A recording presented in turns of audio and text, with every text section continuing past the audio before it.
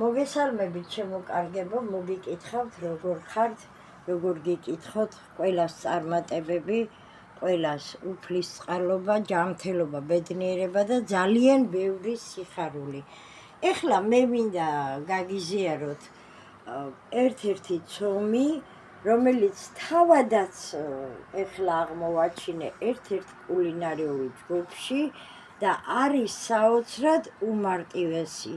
რა თქმა უნდა, ამ ცომით მომზადებულ გემრიელობას აუცილებლად გაგიზიარებთ.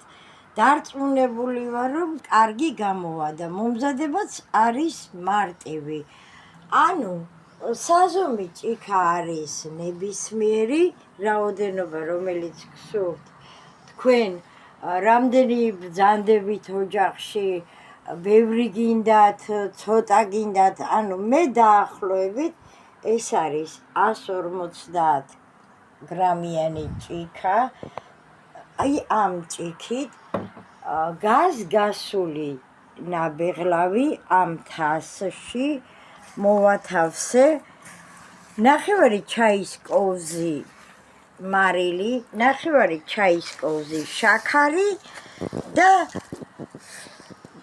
ამავე ჭიქით ზეთი. ჩვეულებრივი გნებავთ ზეითუნის, გნებავთ მზესუმზირის, გნებავთ სიმინდის, რომელიც ზეთიც გნებავთ. ამ ყველაფერს კარგად რომ მოურევთ, შემდეგ აუცილებლად უნდა დავამატოთ ეტაპობრივად ქვილი იმდენი, რომ დაახლოებით ასეთი სტრუქტურის ცომი მივიღოთ.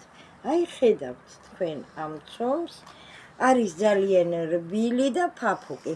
შემდეგ დავასვენოთ. მე სადაც ვნახე კულინარიულ ჯგუფში, ამ ცომით ჰქონდა გამომცხვარი ყველიანი კვერები. მე ახლა ამას ამოვაგუნდავებ პატარა ბურთებად, შემდეგ დავალაგებ სინძზე, დავაბრწყელებ შუაში, რადგანაც ჩემი შვილი არის დღეს მარხვაზე, დავალაგებ ამ სინძზე, შემდეგ დავაბრწყელებ, მოვათავსებ ხარშავ ახლა კარტოფილის პიურეს და გამოვაცხობ გახურებულ ღუმელში. ტემპერატურა თქვენ თვითონ განსაზღვრეთ, ჩემთან არ არის მაჩვენებელი, მაგრამ დაახლოებით 200 გრადუს ტემპერატურაზე. თუ გნებავთ და აუცილებლად მერე გაგიზიარებთ, თუ გნებავთ, თქვენ მოამზადეთ ყველით, ხაჭოთი და ზევიდან ცხობამდე კვერცხის გული გადაუსვით. თუ მარხვას ბრძანდებით, შეგვიძლია ლობიოს შიგ თავსით მოვამზადოთ, შეგვიძლია კარტოფილით, ბრინჯით და სხვადასხვა ბოსტნეულის პიურეთი. მას ასე დამელოდეთ.